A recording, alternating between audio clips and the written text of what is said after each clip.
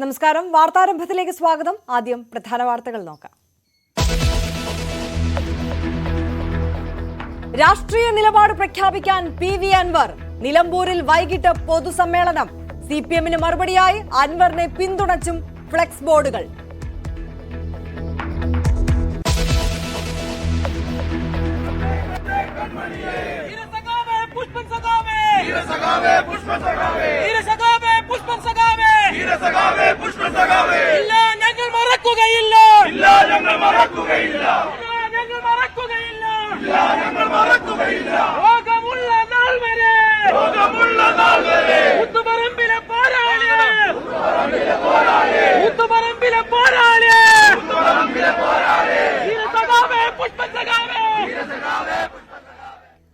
കൂത്തുപറമ്പ് സമരനായകൻ പുഷ്പന്റെ സംസ്കാരം ഇന്ന്.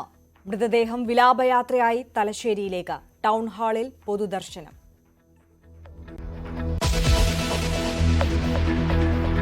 തമിഴ്നാട് ഉപമുഖ്യമന്ത്രിയായ ഉദയനിധി സ്റ്റാലിന്റെ സത്യപ്രതിജ്ഞ ഇന്ന്. സെന്തിൽ ബാലാജി അടക്കം 4 പേർ പുതുതായി മന്ത്രിസഭയിലേക്ക്.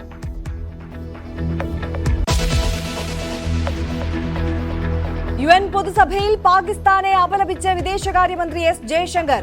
ഭീകരവാദവും മൗലികവാദവും പാകിസ്ഥാന്റെ ഉൽപ്പന്നങ്ങൾ. പാകിസ്ഥാന്റെ ഇപ്പോഴത്തെ അവസ്ഥ അവർ വരുത്തിവെച്ചതെന്നും വിദേശകാര്യമന്ത്രി.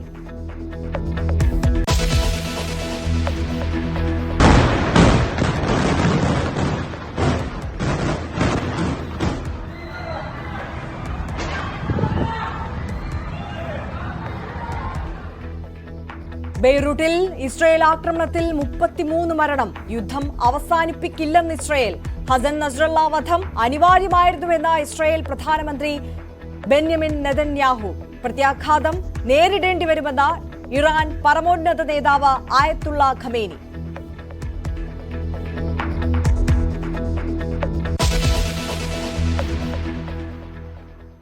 വിശദമായ വാർത്തകളിലേക്ക് കടക്കുകയാണ്. സിപിഎം ബന്ധം അവസാനിപ്പിച്ച ശേഷം പി.വി. അൻവർ വിളിച്ച പൊതുസമ്മേളനം ഇന്ന്. വൈകിട്ട് നിലമ്പൂർ ചന്തക്കുന്നിലാണ് യോഗം. രാഷ്ട്രീയ നിലപാടും പുതിയ പാർട്ടി പ്രഖ്യാപനം സംബന്ധിച്ചും യോഗത്തിൽ വിശദീകരിച്ചേക്കും. അതിനിടെ സിപിഎമ്മിന്റെ ഫ്ലെക്സ് ബോർഡുകൾക്ക് മറുപടിയായി പി.വി. അൻവറിനെ പിന്തുണച്ചുള്ള ഫ്ലെക്സ് ബോർഡുകളും പ്രത്യക്ഷപ്പെട്ടു തുടങ്ങി. ചുള്ളിയോട് അങ്ങാടിയിലും പന്നിക്കുളത്തും അൻവറിന്റെ വീടിന് മുന്നിലുമാണ് ഫ്ലെക്സുകൾ. പോലീസിന്റെ RSS വൽക്കരണത്തിൽ സഖാക്കൾ ഉത്തരം പറയണമെന്നും അൻവർ വിപ്ലവ സൂര്യനെന്നുമാണ് ഫ്ലെക്സുകൾ. വിവരങ്ങളുമായി CV അനുമോദ് ചേരുകയാണ് മലപ്പുറത്ത് നിന്ന്. അനുമോദ്, ഏറെ ആകാംക്ഷയോടെ രാഷ്ട്രീയ കേരളം ഇന്ന് ഉറ്റുനോക്കുന്നത് അൻവറിന്റെ നിലമ്പൂരിലെ പൊതുസമ്മേളനത്തിലേക്കാണ്. അൻവറിന് പുതിയ രാഷ്ട്രീയ പ്രഖ്യാപനം നടത്തുമോ എന്നുള്ള ആകാംക്ഷയിലാണ് എല്ലാവരും ഉറ്റുനോക്കുന്നത്. അതിനിടെ അൻവറിന് പിന്തുണ ഏറുന്നുവോ, അല്ലെങ്കിൽ അൻവർ ആത്മവിശ്വാസം പ്രകടിപ്പിച്ചതുപോലെ അദ്ദേഹത്തിന് പിന്നിൽ ഒരു വലിയ കൂട്ടമുണ്ട്, അത് CPM അണികൾ തന്നെ ഉണ്ട് എന്നുള്ള സൂചനകൾ നൽകുന്നതാണോ ഇപ്പോൾ ഈ പ്രത്യക്ഷപ്പെട്ടിട്ടുള്ള ഫ്ലെക്സുകൾ?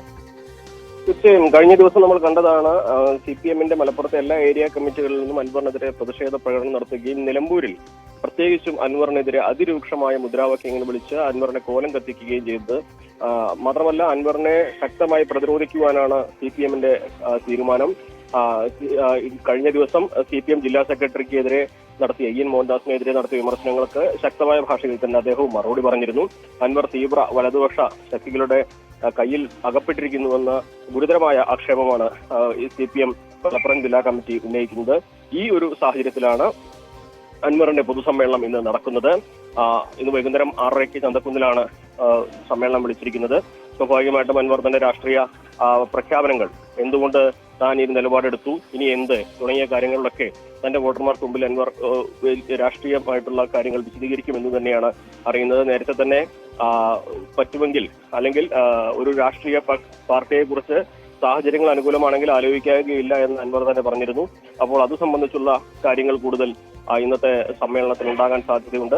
അതോടൊപ്പം ഏറ്റവും പ്രധാനപ്പെട്ട ഒരു കാര്യം, കഴിഞ്ഞ ദിവസം അൻവറിനെതിരെയാണ് CPM-ന്റെ അണികൾ പലയിടത്തും ഫ്ലക്സ് വെച്ചിരുന്നെങ്കിൽ അതിന് മറുപടി എന്ന വണ്ണം ഇപ്പോൾ അൻവറിന് അനുകൂലിച്ചുകൊണ്ട് അൻവർ അണികൾ മലപ്പുറം ജില്ലയിലെ പല ഭാഗങ്ങളിൽ, പ്രത്യേകിച്ച് നിലമ്പൂർ മേഖലയിൽ ഫ്ലക്സുകൾ ഉയർത്തി കഴിഞ്ഞിട്ടുണ്ട്.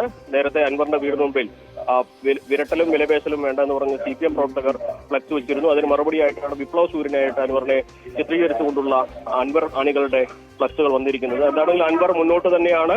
അൻവറിന്റെ ഒപ്പം ഇനി എത്ര പേർ ഉണ്ടാകുമെന്നാണ് കണ്ടറിയേണ്ടത്. പാർട്ടി വിലക്ക് ലംഘിച്ച് അൻവറിന്റെ കൂടെ പാർട്ടി അണികൾ കൂടെ നിൽക്കുമോ, എന്തെല്ലാം കാര്യങ്ങൾ അൻവർ പറയും. നമുക്കറിയാം, അൻവർ ഒരിക്കലും പാർട്ടി നേതാക്കളെ വെച്ച് വിമർശിക്കുമ്പോഴും പാർട്ടി അണികളെ ഒപ്പം നിർത്തുവാനാണ് ശ്രമിച്ചിട്ടുള്ളത്. അതുകൊണ്ട് തന്നെ അൻവറിന്റെ സ്വാധീനത്തെ വില കുറച്ച് കാണാൻ കഴിയുകയില്ല. എന്നിരുന്നാലും എന്തെല്ലാം കാര്യങ്ങൾ ഇന്ന് അൻവർ പറയും എന്നുള്ളത് തന്നെയാണ് കാത്തിരുന്ന് കാണുന്നത്. അത് തന്നെ, അൻവറിന്റെ സ്വാധീനത്തെ വില കുറച്ച് CPM-ഉം കാണുന്നില്ല. അതുകൊണ്ട് തന്നെ ശക്തമായ പ്രതിരോധം തീർക്കേണ്ടത് അവർക്കും വളരെ അനിവാര്യമാണ്. എങ്ങനെയാണ് പാർട്ടിയുടെ ആലോചന? പാർട്ടി തുറന്നടിക്കുകയാണ്. നിശ്ചിതമായ വിമർശനമാണ് അൻവറിനെതിരെ ഉന്നയിക്കുന്നത്. അൻവർ ഒരു തീവ്ര വലതുപക്ഷ ന്യൂനപക്ഷ രാഷ്ട്രീയത്തിലേക്ക്, അതായത് മുൻപ് ആരെയാണോ എതിർത്തിരുന്നത് അവരുടെ കയ്യിലെ ഒരു പിടിയാളായിട്ട് അൻവർ മാറുന്നു എന്ന വിമർശനമാണ് ഉന്നയിക്കുന്നത്. അതായത് മുൻപ് CPM-നൊപ്പം എതിർത്തിരുന്ന കക്ഷികളുടെ കയ്യിലെ ഒരു ഉപകരണമായിട്ട് അൻവർ മാറുകയാണ്. അൻവറിന് പിന്നിൽ തീവ്രമായിട്ടുള്ള ചിന്ത ഉള്ളവരുണ്ട്, അൻവറിന്റെ ലക്ഷ്യം വേറെയാണ് എന്നിങ്ങനെയുള്ള ആക്ഷേപങ്ങൾ ഉന്നയിച്ച് അൻവറിനെ തുറന്നു കാണിക്കുക എന്ന ഉദ്ദേശമാണ് CPM-നുള്ളത്. ഇപ്പോൾ തന്നെ CPM-ന്റെ മുതിർന്ന നേതാക്കളൊക്കെ പരസ്യമായിട്ട് അൻവറിനെതിരെ രംഗത്തെത്തി കഴിഞ്ഞിരിക്കുന്നു. CPM ജില്ലാ സെക്രട്ടറി EN മോഹൻദാസ് ഒരു RSS-കാരനാണെന്ന അല്ലെങ്കിൽ RSS അനുകൂലിയാണെന്നുള്ള അദ്ദേഹത്തിന്റെ പ്രസ്താവനയ്ക്കെതിരെ വിശദമായ ഭാഷയിലാണ് നേതാക്കളൊക്കെ വിമർശനം ഉന്നയിക്കുന്നത്. സ്വാഭാവികമായിട്ടും അൻവറിന്റെ ഈ പൊതുസമ്മേളനത്തിന് ശേഷം CPM-ന്റെ രാഷ്ട്രീയ സമ്മേളനങ്ങൾക്ക് വരാൻ സാധ്യതയുണ്ട്. ബ്രാഞ്ച് സമ്മേളനങ്ങളൊക്കെ ആരംഭിക്കുന്ന സാഹചര്യത്തിൽ സ്വാഭാവികമായിട്ട് ഒരു പൊതുസമ്മേളനത്തിന് നിലമ്പൂരിൽ CPM-ഉം ഒരു മറുപടി എന്ന രീതിയിൽ നടത്താനുള്ള സാധ്യത തന്നെയാണ് കാണുന്നത്. എന്താണെങ്കിലും അൻവറും പാർട്ടി മുഖാമുഖം പോരാടുന്ന സാഹചര്യത്തിലേക്കാണ് മലപ്പുറത്ത് കാര്യങ്ങൾ എത്തി നിൽക്കുന്നത്. തീർച്ചയായും CV അനുമോദാണ് വിശദാംശങ്ങൾ നൽകിയത്. എന്തായാലും അൻവറിന്റെ വൈകിട്ട് നടക്കാൻ പോകുന്ന നിലമ്പൂരിലെ പൊതുസമ്മേളനം അത് രാഷ്ട്രീയ കേരളം ഏറെ ആകാംക്ഷയോടെ നോക്കിക്കാണുകയാണ്. മറ്റൊരു വാർത്തയിലേക്ക്. കൂത്തുപറമ്പ് സമരനായകൻ പുഷ്പന്റെ സംസ്കാരം ഇന്ന് നടക്കും. മൃതദേഹം വിലാപയാത്രയായി തലശ്ശേരിയിലേക്ക് കൊണ്ടുപോവുകയാണ്. തലശ്ശേരി ടൗൺ ഹാളിലാണ് പൊതുദർശനം. വൈകിട്ട് ചൊക്ലിയിലെ വീട്ടുവളപ്പിൽ മൃതദേഹം സംസ്കരിക്കും.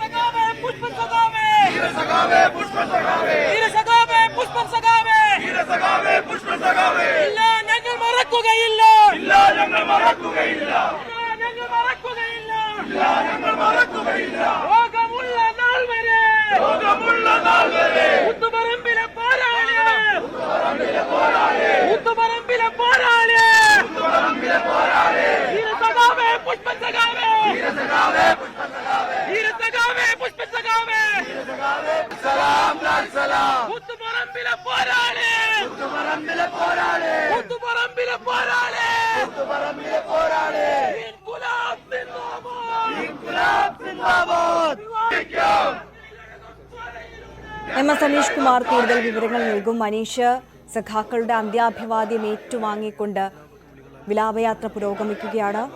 ഏതൊക്കെ പ്രധാനപ്പെട്ട നേതാക്കൾ ഇതിനോടകം എത്തിയിട്ടുണ്ട്?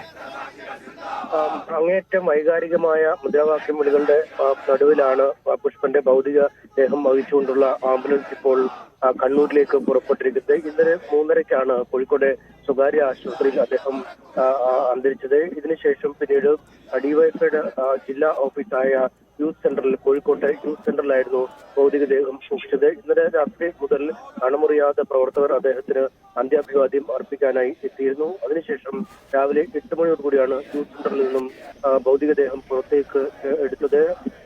മന്ത്രി മുഹമ്മദ് റിയാസ്, AK ശശീന്ദ്രൻ അടക്കമുള്ള ആളുകളും ഡിവൈഎഫ്ഐയുടെയും പാർട്ടിയുടെയും മുതിർന്ന നേതാക്കൾ അടക്കമുള്ളവരും അവിടെ എത്തി അന്ത്യാഭിവാദ്യം അർപ്പിച്ചിരുന്നു.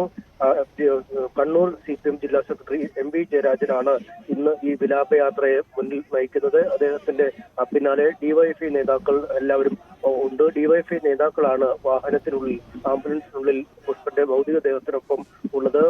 കൊയിലാണ്ടി, വടകര തുടങ്ങിയ അങ്ങനെ പ്രധാന കേന്ദ്രങ്ങളിലാണ് നേരത്തെ പ്രവർത്തകർക്ക് അന്ത്യാഭിവാദ്യം അർപ്പിക്കാൻ അവസരം ഒരുക്കിയിരുന്നെങ്കിലും വഴിനീള പ്രവർത്തകർ അദ്ദേഹത്തെ കാണാനായി അന്ത്യാഭിവാദ്യം അർപ്പിക്കാനായി കാത്തു നിൽക്കുന്ന കാഴ്ച. അതുകൊണ്ട് ചെറു ഇടങ്ങളിലും പാർട്ടി പ്രവർത്തകർ തടിച്ചു നിൽക്കുന്ന ഇടങ്ങളിലും ഇപ്പോൾ ആളുകൾക്ക് അന്ത്യാഭിവാദ്യം അർപ്പിക്കാൻ അവസരം നൽകുന്നുമുണ്ട്. അതിന് ശേഷമാണ് ഇപ്പോൾ യാത്ര തുടരുന്നത്. ഏതാണ്ട് കൊയിലാണ്ടി ഭാഗത്തേക്ക് ഈ വിലാപയാത്ര എത്തിക്കൊണ്ടിരിക്കുന്നു. ഉച്ചയോടുകൂടി കണ്ണൂരിലെത്തുമെന്നാണ് നിലവിലെ പദ്ധതി അനുസരിച്ച് നേതാക്കൾ അറിയിച്ചത്. എന്നാൽ ഒരുപക്ഷെ അത് വൈകാനുള്ള സാധ്യതകളാണ് ഈ വഴിനീളെ ആളുകൾ അടിച്ചുകൂടി നിൽക്കുന്നത് കാണുമ്പോൾ നമുക്ക് മനസ്സിലാക്കാൻ സാധിക്കുന്നത്. ഒരു ഉച്ച തിരിഞ്ഞ് തലശ്ശേരിയിലെത്തുകയും തലശ്ശേരിയിൽ പൊതുദർശനം നടത്തുകയും ചെയ്യും. ഇതിന് ശേഷമാവും അദ്ദേഹത്തിന്റെ ജന്മസ്ഥലമായ ചൊക്ലിയിലേക്ക് പോവുക. അവിടെ സംസ്കാര ചടങ്ങുകൾ നടക്കും. എന്തായാലും കണ്ണൂരിൽ വലിയ ഒരു പാർട്ടി പ്രവർത്തകരുടെ കൂട്ടം തന്നെ അദ്ദേഹത്തിന് അന്ത്യാഭിവാദ്യം അർപ്പിക്കാൻ എത്തുമെന്ന് നമുക്ക് ഉറപ്പാണ്. കാരണം അദ്ദേഹത്തിന്റെ പ്രധാന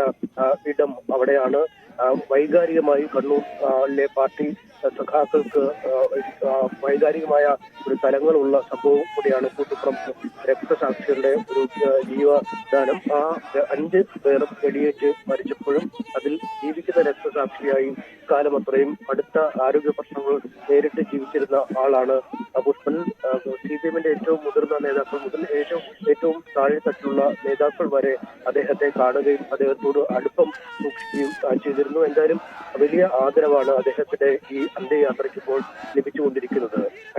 തീർച്ചയായും സനീഷ് കുമാറാണ് വിവരങ്ങൾ നൽകിയത്. പാർട്ടിയുടെ ജീവിക്കുന്ന രക്തസാക്ഷിയായി അവശേഷിച്ചിരുന്ന നിലകൊണ്ടിരുന്ന പുഷ്പൻ വിടവാങ്ങുമ്പോൾ വളരെ വൈകാരികമായിട്ടുള്ള യാത്രയയപ്പിനാണ് തലശ്ശേരി സാക്ഷ്യം വഹിക്കുന്നത്.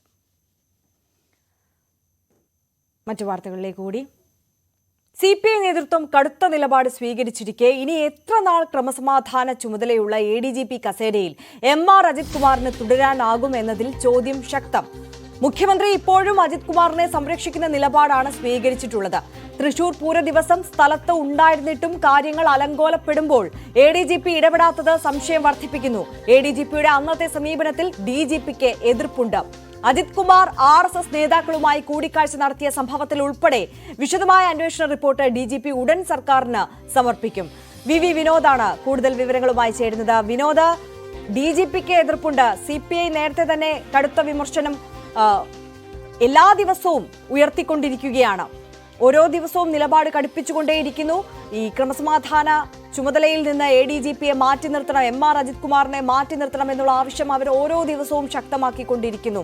അതോടൊപ്പം പ്രതിപക്ഷത്തിന്റെ വലിയ വിമർശനം. ഇതിനിടയിലൊക്കെയും സംരക്ഷണ കവചം ഒരുക്കി മുഖ്യമന്ത്രി അത് ഒരുക്കുന്നത് തുടർന്നുകൊണ്ടിരിക്കുകയാണ്. പക്ഷേ എത്ര നാൾ മുഖ്യമന്ത്രിക്ക് അത് തുടരാൻ കഴിയുമെന്നുള്ള ചോദ്യം അവിടെ അവശേഷിക്കുകയാണ്. ഈ സമ്മർദ്ദത്തിന് മുഖ്യമന്ത്രിക്ക് വഴങ്ങേണ്ടി വരുമോ എന്നുള്ളതാണ് ഒരു ചോദ്യം. അതോടൊപ്പം ഈ DGPയുടെ അന്വേഷണ റിപ്പോർട്ട് അത് സർക്കാരിന് മുന്നിലേക്ക് എത്തുമ്പോൾ എന്താണ് നമ്മൾ പ്രതീക്ഷിക്കേണ്ടത്?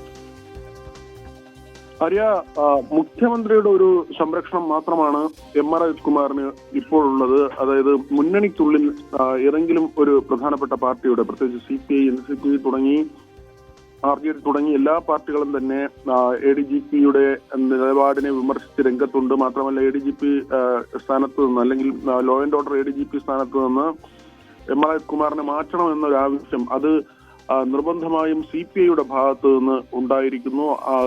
തൃശൂർ പൂരം അലങ്കോലപ്പെടുത്തിയത്, ഇത് തൃശൂരിലെ തോൽവിയുമായി ചേർത്ത് വെച്ചാണ് CPI ഈ സാഹചര്യത്തെ കണക്കൂട്ടുന്നത്. ഒരു കാരണവശാലും ADGPയുടെ കൂടിക്കാഴ്ചയെ അംഗീകരിക്കാൻ കഴിയില്ല എന്ന നിലപാട് തന്നെയാണ് CPI ഉള്ളത്. കഴിഞ്ഞ ദിവസവും ബിനോയ് വിശ്വവും പ്രകാശ് ബാബുവും ഉൾപ്പെടെയുള്ളവർ സ്ഥാനത്ത് നിന്ന് MR അജിത് കുമാറിനെ മാറ്റണമെന്ന ആവശ്യം അത് പരസ്യമായി തന്നെ അവർ ആവർത്തിക്കുന്ന നിലയുണ്ട്. സർക്കാരിനെ സംബന്ധിച്ച് പലവിധ സമ്മർദ്ദമാണ്. DGPയുടെ നിലപാട് അത് MR അജിത് കുമാറിന് അനുകൂലമല്ല. കാരണം തൃശൂർ പൂരം നടക്കുന്ന ദിവസം MR അജിത് കുമാർ അവിടെ ഉണ്ടായിരുന്നു. RSS നേതാക്കളുമായി അതിന് മുൻപ് നടത്തിയ കൂടിക്കാഴ്ച, ഇതേക്കുറിച്ചുള്ള മൊഴി നൽകുന്നതിന് വീണ്ടും MR അജിത് കുമാറിനെ വിളിച്ചു വരുത്തി. മാത്രമല്ല തൃശൂർ പൂര ദിവസം അവിടെ ഉണ്ടായിരുന്നിട്ടും ഈ സാഹചര്യം അലങ്കോലമാകുന്നു എന്നത് അറിഞ്ഞിട്ടും MR അജിത് കുമാർ അതിൽ ഇടപെട്ടില്ല. അത് തന്നെയാണ് ഗൗരവതരമായി കാണുന്നത്. അങ്ങനെയെങ്കിൽ ADGP എന്തിന് അവിടെ തുടർന്നു എന്ന ചോദ്യം കൂടി അവശേഷിക്കുന്നുണ്ട്. ഏറ്റവും മുതിർന്ന ഉദ്യോഗസ്ഥനാണ്, ക്രമസമാധാന ചുമതലയുള്ള ഉദ്യോഗസ്ഥനാണ്. പ്രതിപക്ഷത്തിന്റെ ആരോപണമാകട്ടെ ഈ സുരക്ഷ സംബന്ധിച്ചുള്ള ഒരു ബ്ലൂ പ്രിന്റ് ഉണ്ട്, അതിന്റെ രൂപരേഖയുണ്ട്. അതെല്ലാം തന്നെ MR അജിത് കുമാർ മാറ്റിമറിച്ചു. എന്നിട്ട് താൻ നിശ്ചയിച്ച പ്രകാരം അത് അലങ്കോലമാകുന്നുണ്ടോ എന്ന് നിരീക്ഷിക്കുന്നതിന് വേണ്ടി MR അജിത് കുമാർ തൃശൂരിൽ തുടരുകയും എല്ലാം അലങ്കോലപ്പെട്ട സാഹചര്യത്തിൽ അവിടെ നിന്ന് അദ്ദേഹം സ്ഥലം വിടുകയും ചെയ്തു എന്നതാണ്. MR അജിത് കുമാർ എന്തിന് തൃശൂരിൽ തുടർന്നു, ഈ ഇത്രയും സ്ഥിതിഗതികൾ വഷളായിട്ടും ഇടപെട്ടില്ല, ഇതൊക്കെ തന്നെയാണ് പ്രധാനമായും ഉയരുന്ന ചോദ്യം. ഇത് വലിയ സംശയങ്ങൾക്ക് ഇട നൽകുകയും ചെയ്യുന്നു. അതിനു മുൻപായിരുന്നു ഈ കൂടിക്കാഴ്ച സ്വകാര്യ സന്ദർശനമായിരുന്നു എന്ന കാര്യമാണ് എം.ആർ. അജിത് പറയുന്നത്. പക്ഷെ ഇപ്പോഴത്തെ ഒരു രാഷ്ട്രീയ സാഹചര്യം പരിശോധിക്കുമ്പോൾ എം.ആർ. അജിത് ആ മറുപടിയിൽ കാര്യങ്ങൾ തൃപ്തമാകാനുള്ള ഇടയില്ല. മാത്രമല്ല DGP പോലും പല സംശയങ്ങൾ ഉന്നയിക്കുന്നു. നേരത്തെയും ഈ സൂപ്പർ DGP കളിക്കുന്ന നിലയിലേക്ക് എം.ആർ. അജിത് പോയിരുന്നു. പോലീസ് ആസ്ഥാനം അറിയാതെ പല ഉത്തരവുകളും പുറത്തിറക്കുകയും സർക്കുലറുകൾ നൽകുകയും ചെയ്യുകയും പിന്നീട് DGPക്ക് തന്നെ അത് തിരുത്തേണ്ടി വരികയും ചെയ്യുന്ന സാഹചര്യം ഉണ്ടായിരുന്നു. DGPക്ക് മുകളിൽ ഭരിക്കുന്ന നിലയിലേക്ക് എം.ആർ. അജിത് പലപ്പോഴും പോയിരുന്നു. ഇതൊക്കെ തന്നെയാണ് ഈ ആരോപണങ്ങളായി വന്നത്. PV അൻവറിന്റെ അടക്കം ആരോപണങ്ങൾ ഈ നിലയ്ക്ക് വരികയും ചെയ്തിരുന്നു. സ്വർണ്ണക്കടത്ത് സംഘങ്ങളുമായുള്ള ബന്ധം, കൊലപാതകം നടത്തി തുടങ്ങി ഒട്ടനവധി ആരോപണങ്ങൾ, അതിലുള്ള അന്വേഷണം. നേരത്തെ തന്നെ ഒരു റിപ്പോർട്ട് DGPയുടേതായി സർക്കാരിന് ലഭിച്ചിരുന്നു. ഇനി RSS നേതാക്കളുടെ മൊഴി രേഖപ്പെടുത്തേണ്ടതുണ്ടോ എന്ന കാര്യത്തിൽ സർക്കാരിന്റെ അനുമതി ലഭിക്കേണ്ടതുണ്ട്. ആ അനുമതിക്ക് പോലീസ് കാത്തു നിൽക്കുകയാണ്. അങ്ങനെ ഉണ്ടായാൽ കൂടിക്കാഴ്ച നടത്തിയ നേതാക്കളുമായി അവരിൽ നിന്ന് മൊഴി രേഖപ്പെടുത്താനുള്ള നടപടികളുമായി പോലീസ് മുന്നോട്ട് പോകും. ഇപ്പോഴത്തെ ഒരു സാഹചര്യത്തിൽ അങ്ങനെ ഒരു കത്ത് ലഭിച്ചാൽ അന്വേഷണവുമായി സഹകരിക്കാം എന്നൊരു നിലയിലാണ് RSS നേതൃത്വമുള്ളതെന്ന വിവരവും നമുക്ക് ലഭിക്കുന്നുണ്ട്. എം.ആർ. അജിത് തലസ്ഥാനത്ത് തന്നെ RSS നേതാവായ സുഹൃത്തിനൊപ്പമാണ് ആദ്യ കൂടിക്കാഴ്ചയ്ക്ക് പോയത്. രണ്ടാമത് റാം മാധവിനെ തിരുവനന്തപുരത്ത് കാണുമ്പോൾ ചില ബിസിനസ് സുഹൃത്തുക്കൾ ഉണ്ടായിരുന്നു എന്ന ചില വിവരങ്ങളുണ്ട്. ഏതായിരുന്നാലും അക്കാര്യങ്ങളിലൊക്കെയും ADGPയുടെ വിശദീകരണം ഉണ്ടാകേണ്ടതുണ്ട്. പക്ഷേ ഇപ്പോൾ മുഖ്യമന്ത്രിയുടെ സംരക്ഷണം മാത്രമാണ് എം.ആർ. അജിത് ലഭിക്കുന്നത്. ഈ ഒരു സംരക്ഷണം കൊണ്ട് മാത്രം എം.ആർ. അജിത് കസേര നിലനിർത്താൻ കഴിയുമോ എന്ന ചോദ്യമാണ് അവശേഷിക്കുന്നത്. പ്രതിപക്ഷം, CPI, DGPയുടെ പല കാര്യങ്ങളിലെ എതിർപ്പ്, ഇതെല്ലാം നിലനിൽക്കുമ്പോൾ മുഖ്യമന്ത്രിക്ക് എത്ര നാൾ എം.ആർ. അജിത് സംരക്ഷിക്കാൻ കഴിയുമെന്ന ചോദ്യം കൂടി ഉയരുകയാണ്. ആര്യ, തീർച്ചയായും VV വിനോദാണ് വിവരങ്ങൾ നൽകുന്നത്. വിനോദ് തുടരുക. മറ്റൊരു വാർത്തയുടെ വിശദാംശങ്ങൾ കൂടി ചോദിച്ചറിയേണ്ടതുണ്ട്. AK ശശീന്ദ്രൻ മന്ത്രിസ്ഥാനം ഒഴിയുമോ എന്നതിൽ ആകാംക്ഷ ഉയരുന്നു. NCPയിലെ മുൻ ധാരണ പ്രകാരം 2.5 വർഷം പിന്നിടുമ്പോൾ തോമസ് കെ തോമസ് മന്ത്രിയാകേണ്ടതാണ്. എന്നാൽ മന്ത്രിപദം ഒഴിയുന്നതിൽ ശശീന്ദ്രന് താല്പര്യമില്ല എന്ന സൂചനകളാണ് പുറത്തുവരുന്നത്. മന്ത്രിസ്ഥാനം നഷ്ടമായാൽ പാർട്ടി അധ്യക്ഷ സ്ഥാനം ശശീന്ദ്രൻ ലക്ഷ്യം വെക്കുന്നു. നീക്കം വിജയിച്ചാൽ PC ചാക്കോ അധ്യക്ഷ സ്ഥാനത്ത് നിന്ന് തെറിക്കും. VV വിനോദ് തുടരുന്നുണ്ട്. വിനോദ്, ഈ മുൻ ധാരണ പ്രകാരമുള്ള മന്ത്രിസ്ഥാനത്തിലെ മാറ്റം അതിൽ നിലപാട് ശക്തമാക്കുകയാണ്, ആവർത്തിക്കുകയാണ് NCP നേതൃത്വം. പക്ഷേ പ്രതിരോധം വർദ്ധിപ്പിക്കുകയാണ് ശശീന്ദ്രനും. അതേസമയം തന്റെ കസേര ഉറപ്പിക്കുവാൻ വേണ്ടി, അല്ലെങ്കിൽ ആ കസേരയിൽ തന്നെ തുടരാൻ വേണ്ടി. പക്ഷേ എത്ര നാൾ ശശീന്ദ്രൻ അതിൽ കടിച്ചു തൂങ്ങാൻ കഴിയുമെന്നുള്ള ചോദ്യം അവിടെ അവശേഷിക്കുകയാണ്. വിട്ടു നൽകാൻ ശശീന്ദ്രൻ തയ്യാറായില്ലെങ്കിൽ പാർട്ടിയുടെ നീക്കം ഏത് തരത്തിലാകും?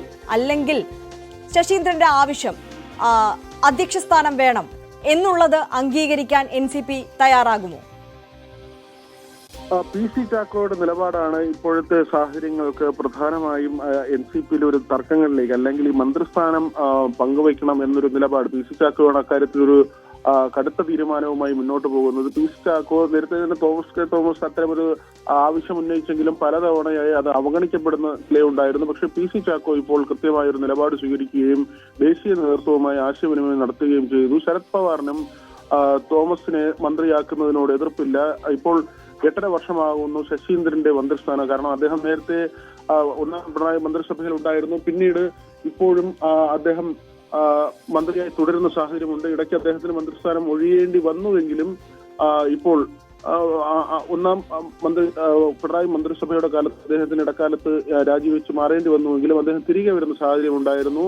വീണ്ടും അദ്ദേഹം മന്ത്രിയായി തുടരുന്ന സാഹചര്യം. ഈ ഒരു ഘട്ടത്തിലാണ് മന്ത്രിസ്ഥാനം പങ്കുവയ്ക്കാമെന്നൊരു നിലയിലേക്ക് കാര്യങ്ങൾ എത്തിയത്. എന്നാൽ ശശീന്ദ്രന് മന്ത്രിസ്ഥാനം ഒഴിയുന്നതിനോട് വലിയ താല്പര്യമില്ല. അദ്ദേഹം ഇതിനകം തന്നെ അദ്ദേഹത്തിന്റെ അനുയായികളുമായി ആശയവിനിമയം നടത്തിയിരുന്നു. സംസ്ഥാന വൈസ് പ്രസിഡന്റ് രാജൻ ശശീന്ദ്രന് വേണ്ടി തൃശ്ശൂർ യോഗം വിളിച്ചു. ഇതിന്റെ പേരിൽ PC ചാക്കോ രാജനെതിരെ നടപടിയെടുക്കുകയും ചെയ്തിട്ടുണ്ട്. അതേസമയം 10 ജില്ലാ കമ്മിറ്റികൾ തോമസിനൊപ്പമുണ്ട്. അതായത് ചാക്കോയുടെ തീരുമാനം അംഗീകരിക്കുന്ന നിലയിലേക്ക് പോവുകയാണ്. പുതിയ മന്ത്രി എന്ന നിലയ്ക്ക് കാര്യങ്ങൾ കൊണ്ടുപോകുന്നു. അതേസമയം കോൺഗ്രസിൽ നിന്നെത്തിയ നേതാവായ ചാക്കോ പറയുന്ന മാതിരി കാര്യങ്ങൾ പോകേണ്ടതില്ല എന്നാണ് ശശീന്ദ്രനെ അനുകൂലിക്കുന്ന ആളുകൾ പറയുന്നത്. ശശീന്ദ്രൻ പ്രതീക്ഷ വെക്കുന്നത് മുഖ്യമന്ത്രിയിലാണ്. മുഖ്യമന്ത്രിയുമായി ശശീന്ദ്രന് വ്യക്തിപരമായ അടുപ്പമുണ്ട്. അതുകൊണ്ട് തന്നെ ഒരുപക്ഷെ ഈ മന്ത്രി മാറ്റത്തിന് മുഖ്യമന്ത്രി പച്ചക്കൊടി കാണിച്ചില്ലെങ്കിൽ തൽസ്ഥാനത്ത് തുടരാമെന്ന പ്രതീക്ഷ ശശീന്ദ്രനുണ്ട്. അതിനപ്പുറം ശശീന്ദ്രൻ കണക്കുകൂട്ടുന്നതായി നമുക്ക് ലഭിക്കുന്ന വിവരം മന്ത്രിസ്ഥാനം ഒഴിയേണ്ടി വന്നു കഴിഞ്ഞാൽ NCP സംസ്ഥാന അധ്യക്ഷ പദവിയിലേക്ക് എത്തുക എന്നതാണ്. അതായത് ചാക്കോയെ മാറ്റിക്കൊണ്ട് ആ സ്ഥാനത്തേക്ക് എത്താനുള്ള ശശീന്ദ്രന്റെ നീക്കം. അങ്ങനെയാണെങ്കിൽ ചാക്കോ ദേശീയ വർക്കിംഗ് പ്രസിഡന്റ് എന്ന നിലയിലേക്ക് ചുരുങ്ങും.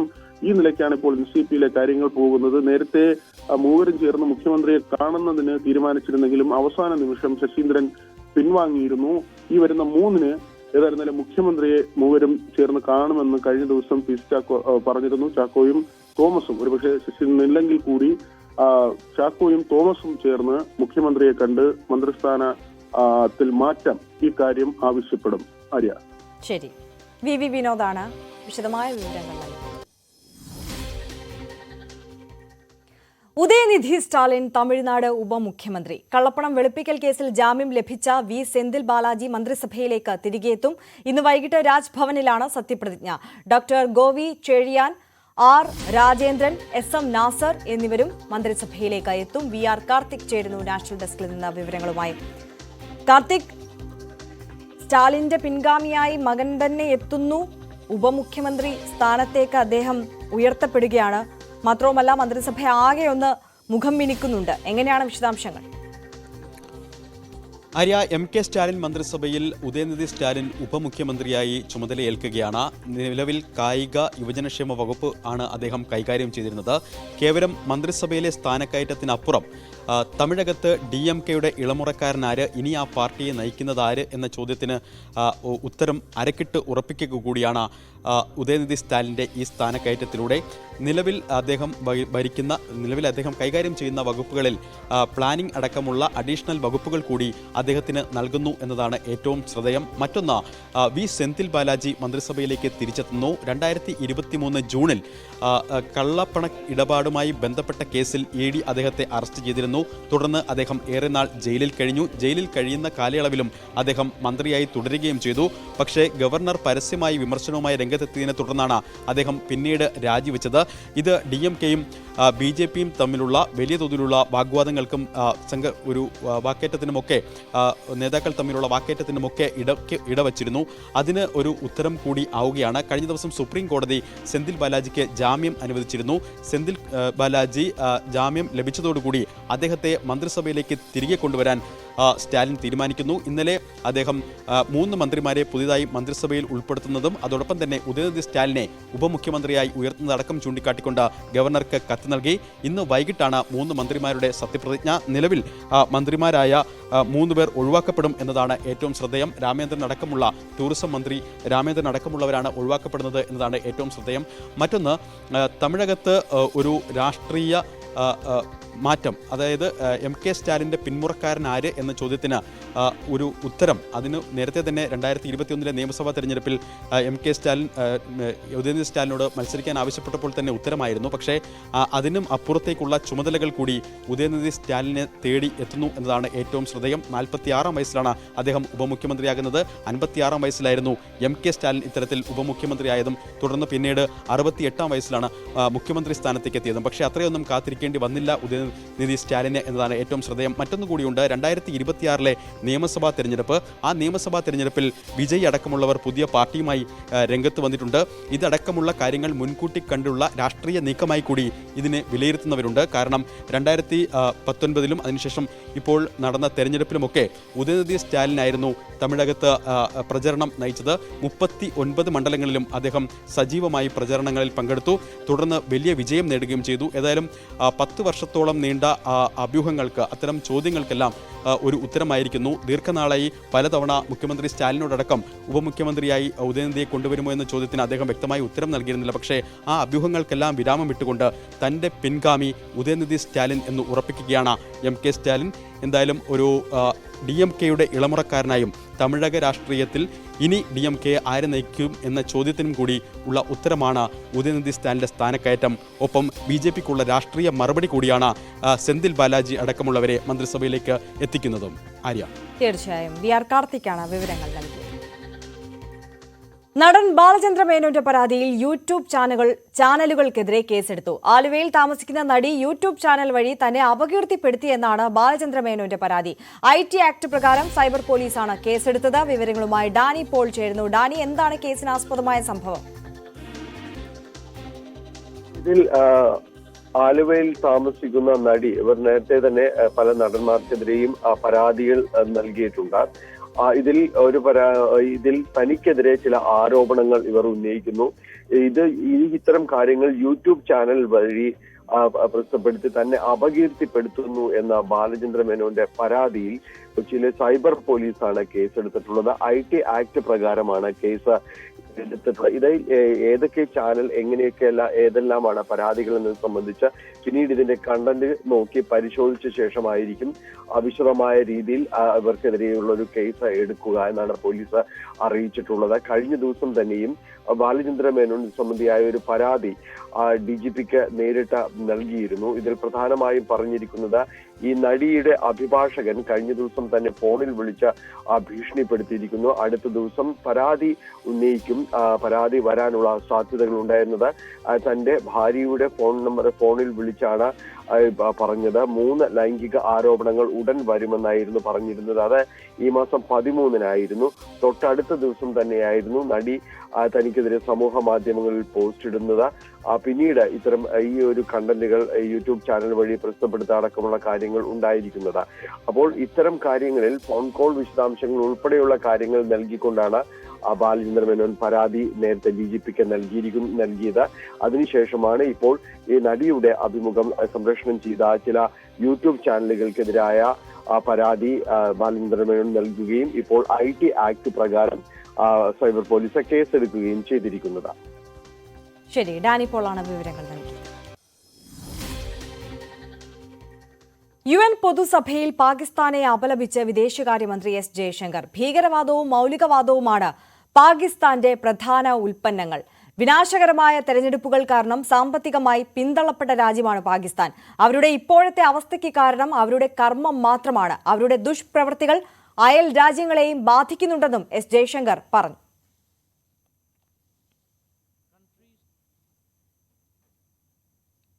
ഹിസ്ബുള്ള നേതാവ് ഹസൻ നസ്രള്ളയെ വധിച്ചത് ചരിത്രപരമായ വഴിത്തിരിവെന്ന് ഇസ്രയേലി പ്രധാനമന്ത്രി ബെന്യാമിൻ നെതന്യാഹു. ലോകത്തിന്റെ വിവിധ ഭാഗങ്ങളിൽ പ്രതിഷേധം ശക്തമാകുമ്പോഴാണ് പ്രതികരണം.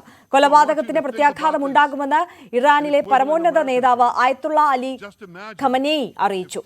ഇറാനിൽ 5 ദിവസത്തെ ദുഃഖാചരണം പ്രഖ്യാപിച്ചിട്ടുണ്ട്.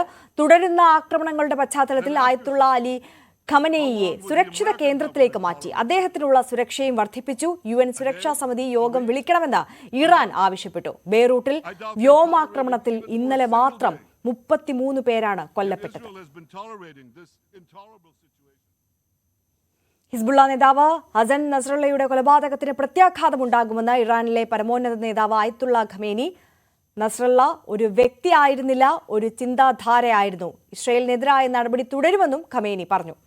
അതേസമയം ഇസ്രയേലിന്റെ ആക്രമണം ഭയന്ന് ഖമേനിയെ സുരക്ഷിത സ്ഥാനത്തേക്ക് മാറ്റിയതായി റിപ്പോർട്ടുകളുണ്ട്.